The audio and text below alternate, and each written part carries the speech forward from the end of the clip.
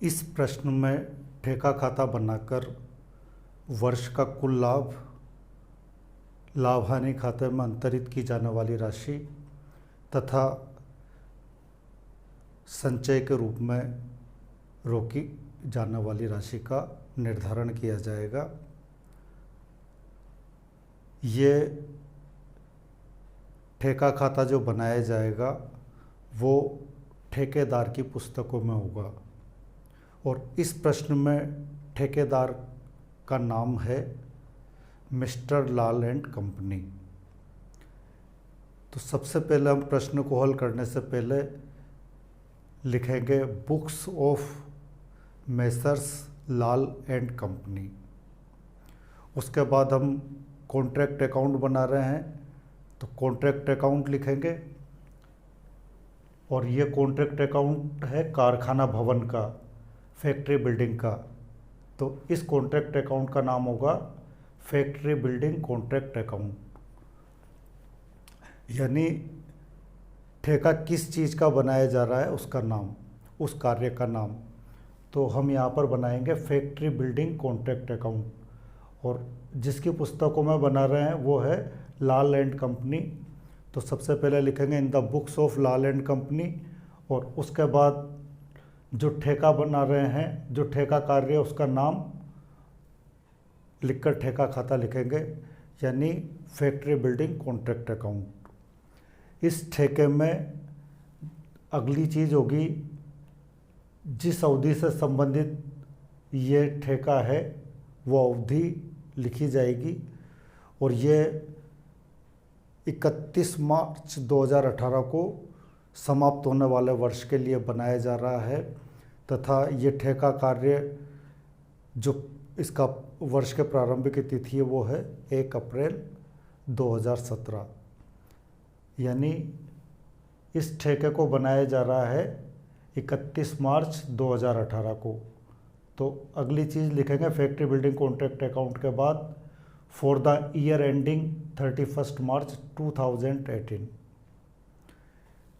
इस contract account में इससे संबंधित जो भी लागतें हैं उन सब लागतों को इस ठेका खाते के डेबिट पक्ष पर लिख दिया जाएगा तथा क्रेडिट पक्ष पर वर्ष के अंत में बचा हुआ प्लांट, बचा हुआ स्टोर तथा वर्क इन प्रोग्रेस का मूल्य लिखा जाएगा।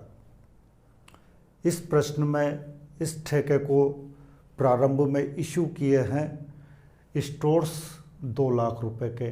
तो सबसे पहले 2 स्टोर्स इशूड 2 लाख रुपए और इस स्टोर में से वर्ष के अंत में 10,000 रुपये का स्टोर बच चुका है तो उसको क्रेडिट साइड में लिखेंगे कार्यस्थल पर स्टोर या बाई स्टोर एट साइट 10,000।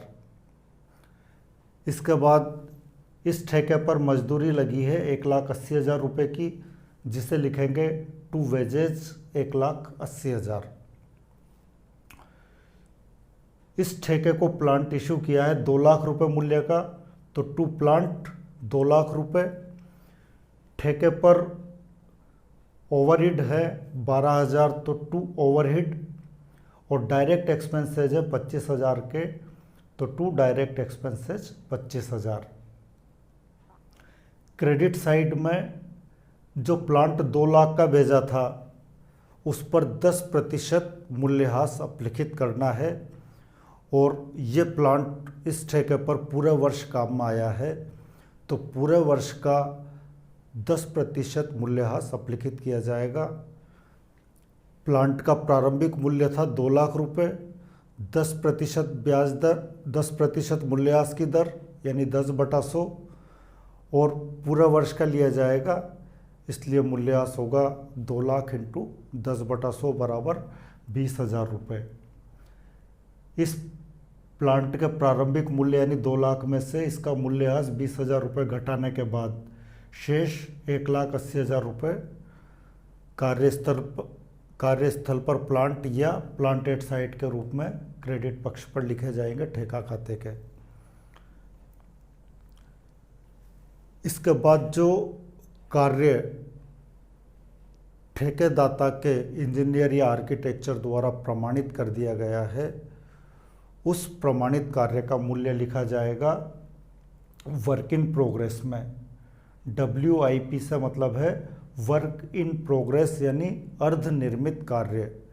इस तिथि तक जो भी कार्य संपन्न हो चुका है वो कार्य है अर्ध निर्मित कार्य या वर्क इन प्रोग्रेस। जब तक ठेका कार्य पूर्ण नहीं हो जाता है ये अर्ध निर्मित कार्य ही कहलाएगा संपन्न कार्य का मूल्य। और इस संपन्न कार्य के मूल्य को यूज करेंगे या तो अर्ध निर्मित कार्य या वर्क इन प्रोग्रेस। इस वर्क इन प्रोग्रेस में लिखेंगे वर्क सर्टिफाइड का मूल्य और वर्क अनसर्टिफाइड की लागत। प्रश्न में 3,90,000 रुपये ठेकेदार को ठेकेदाता से प्राप्त हो चुके हैं, जो प्रमाणित कार्य का 75% है।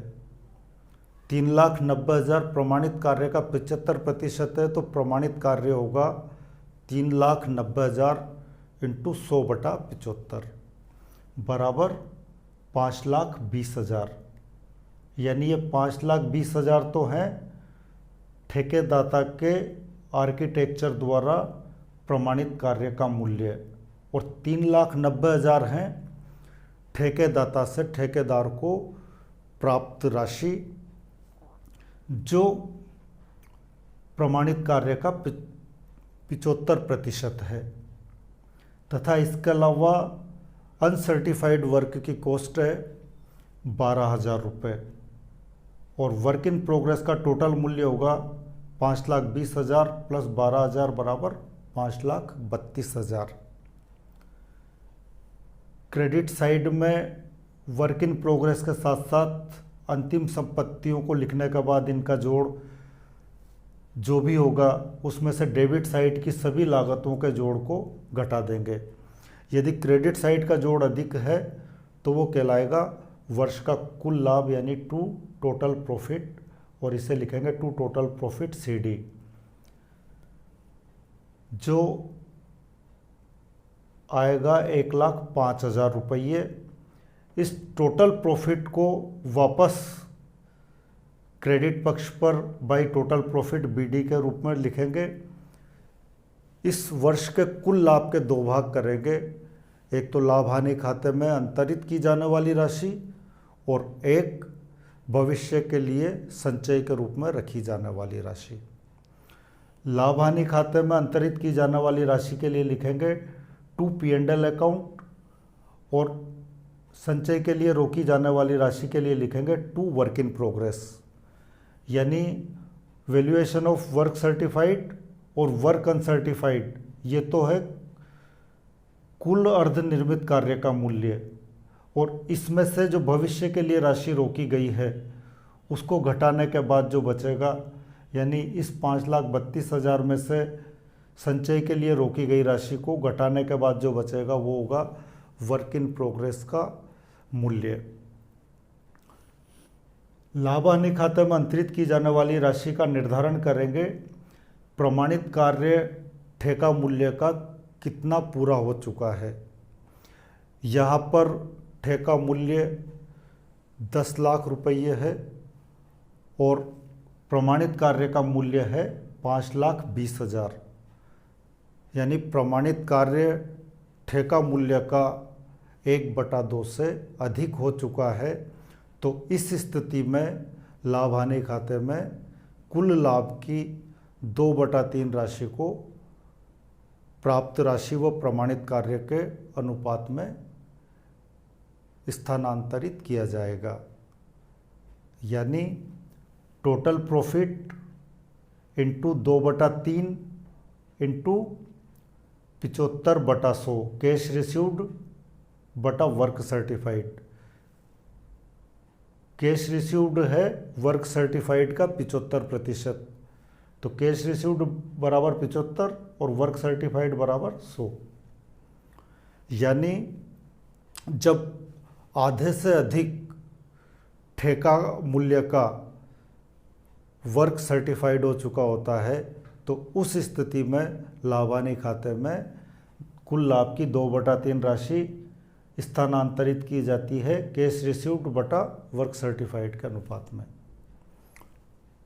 यदि आधे से कम हुआ है कार्य ठेका मूल्य का प्रमाणित तो उस स्थिति में 1/3 राशि लाभानी खाते में स्थानांतरित की जाएगी, और यदि 1/4 से कम हुआ है तो लाभानी खाते में कोई राशि अंतरित नहीं की जाएगी। इस अनुपात में यानी टोटल प्रॉफिट इंटू 2/3 इंटू 75/100 के बाद जो राशि आएगी उसको टोटल प्रॉफिट में से घटाने के बाद जो शेष बचेगा उसे संचय के रूप में रखा जाएगा और उससे वर्क इन प्रोग्रेस का जो टोटल मूल्य है उसको कम कर दिया जाएगा। यानी 1,05,000 टोटल प्रॉफिट है, लाभानी खाते में अंतरित की जाने वाली राशि 52,500 और संचय के लिए रोकी जाने वाली राशि है 1,05,000 माइनस 52,500 बराबर 52,500।